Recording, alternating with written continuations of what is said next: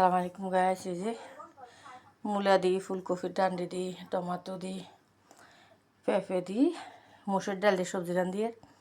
এই যে লবণ, মরিচ, থেতলা রসুন, পেঁয়াজ, মরিচের গুঁড়ি, তারপর দিয়ে যে অল্প মশলার গুঁড়ি দিছি, দিয়ে অল্প এই যে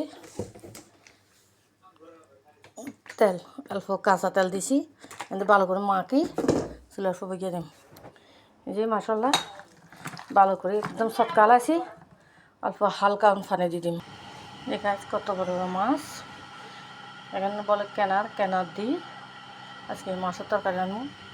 মশলা বলে ফেস কাটি দিয়েছি, এই দিয়ে টমাটো কাটি দিয়েছি, এই যে রসুন থেতলা করে দিয়েছি, আর একটু পেঁয়াজ দিয়ে টালা রসুন দিয়ে আজকে মরিচ ভর্তা করবো। তাহলে গল্প মূলার শাক সিদ্ধ করেছি, সিদ্ধ শাক মরিচ ভর্তা দিই।